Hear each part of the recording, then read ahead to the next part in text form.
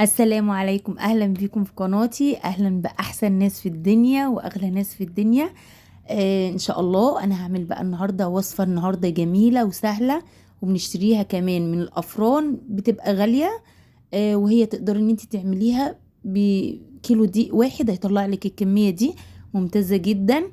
وبجد ما تاخدش وقت خالص. يعني انت لو صحيتي بدري كده ساعتين الصبح ورحتي عاملاها مش هتاخد وقت معاكي، وهتبقى ممتازه جدا. مقادير بسيطه، ولا فيها سمنه ولا فيها اي حاجه، وسهله جدا. مفيش اسهل من كده ان شاء الله. بس ما تنسينيش في اللايك والاشتراك. تقدري كمان اليومين دول، ممكن لو انت رايحه مصيف ولا حاجه، تقدري ان انت بعد ما تعمليها تروحي معبيها في اكياس كده، وعلى الفريزر على طول تحطيها.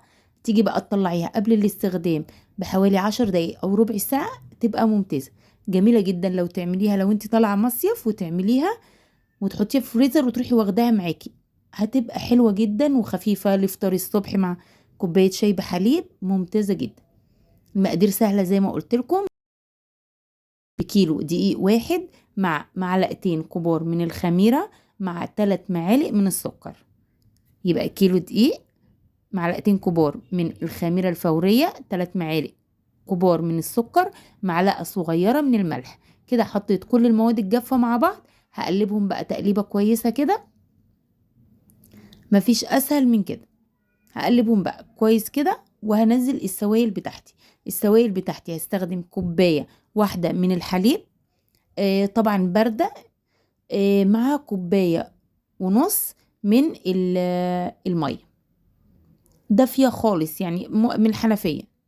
عشان ايه؟ الخميرة لو سخنة، يعني لو السوائل دي بتبقى سخنة هتخلي الخميرة بتاعتك ما تتفاعلش. هقلبهم بقى كده. انا بجيب كوباية مية بحطها جنبية، علشان لو العجينة عايزة مية ولا حاجة تبقى كل حاجة جنبية، ما يخرجش ايديا من العجين واروح بقى اجيب مية وبهدل المطبخ وبهدل الدنيا.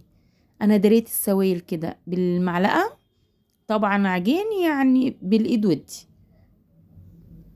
هنحاول بقى ندري ايه العجين الدقيق كله. حسيت ان هي محتاجة كده حبة مية، حطيت لها ربع كوباية. الكيلو الدقيق خد مني سوائل كوباية واحدة من الحليب، وكوبايتين الا ربع من المية، مع كمان ربع كوباية من الزيت. بس للأسف الموبايل ما صورهوش. يبقى انا كده استخدمت كوباية من الحليب مع كوبايتين الا ربع من المية، زي ما قلت لكم دافية خالص او من الحنفية، مع ربع كوباية من الزيت. شايفين العجينة؟ هقعد بقى ادعك فيها زي ما انتوا شايفين كده، هتلاقوها زي الزبدة معاكم ما شاء الله، تحفة. هلمها كده بقى، كورها كده كورة كده. طبعا الصورة موضحة ازاي طريقتها. كل ما تعجنيها قوي وتخدميها كده هتبقى معاكي ناعمة ولينة وجميلة. علشان بقى ما تلزقش معاكي في قلب الطبق او الحاجة اللي انت هتحطيها فيها تخمر، بحط كده حبة زيت من تحت، يعني رشة بسيطة، ورشة من فوق كده برضو عشان ما تلزقش في الاسترتش او الكيس اللي انت هتحطيه من فوقيه. بس كده نغطيها بقى، نفتح كيس من بتاع التلاجة العادي خالص، او لو عندك استرتش بتعمليها، وتروحي حاطه عليها ايه، آه يعني مغطياها، وتروحي حطاها في مكان دافي.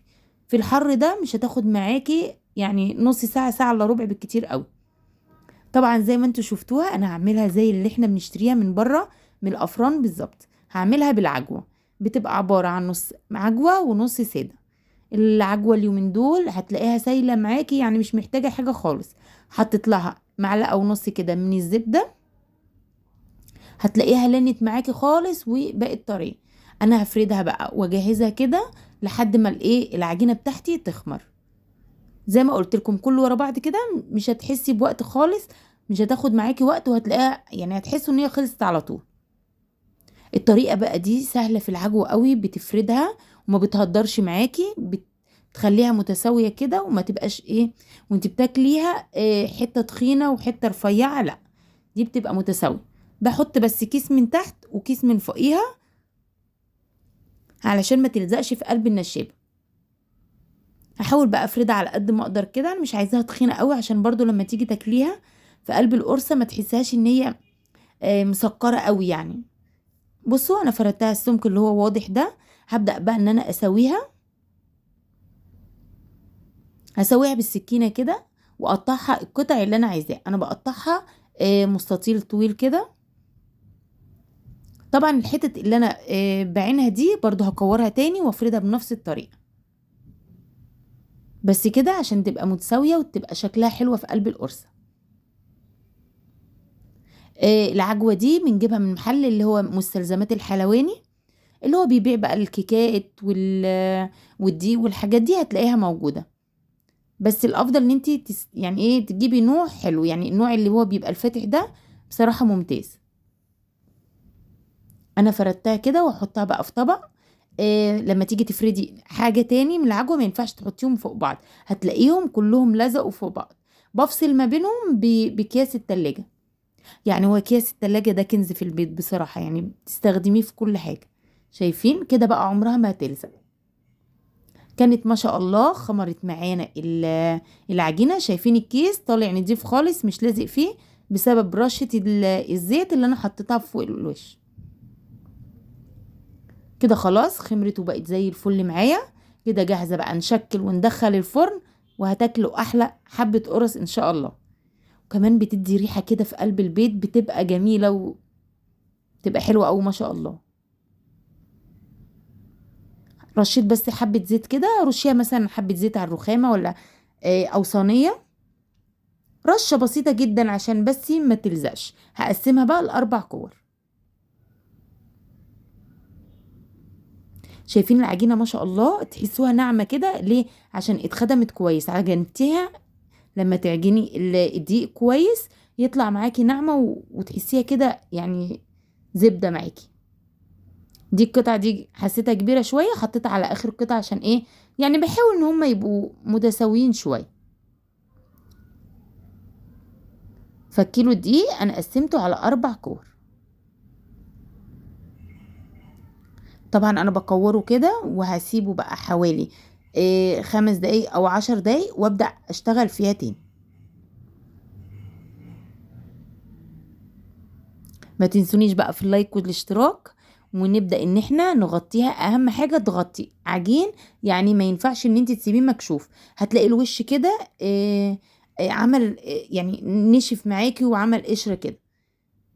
هنيجي بقى للفرد، هنحط حبة دقيق صغيرين كده من تحت علشان ما ايه ما ما تلزقش معاكي على الرخام. بصوا انا عملتها على طول. بقت يعني عاملة زي الاستيك كده بترد معاكي. لو عملت كده معاكي سيبيها 5 دقايق على الرخامة زي ما هي، وابدأي اشتغلي فيها تاني هتتفرد وتبقى معاكي زي الفل. عشان ما تجيش تفرديها بعديها على طول وتقولي ايه ده الوصفة مش كويسة او ما بتفردش معاكي، لا، يبقى هي ما سبتهاش وقت كافي قبل ما تفرديها. شايفين ما شاء الله ناعمة وجميلة. و3 معالق سكر ممتازين فيها عشان ما تبقاش مسكرة قوي مع العجوة. بحاول بقى ان انا افردها كده على شكل مستطيل، واحاول ان هي ما تبقاش ولا تخينة قوي ولا رفيعة قوي عشان تيجي مظبوطة معاكي. عشان لو خليتيها السمك بتاعها رفيع هتلاقيها القرصة بقت ناشفة معاكي شوية. وبرضو لو خليتي الارتفاع عالي هتبقى مرتفع او هتبقى عاملة معاكي زي الفينو. عملتها كده هسويها بقى.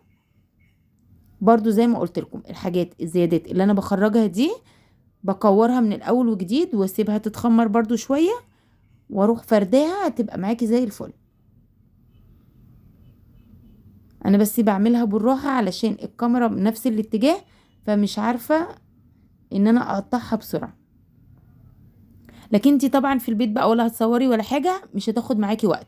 ثانية كده تروحي مسوياها بالسكينة هتبقى متساوية جدا معاكي.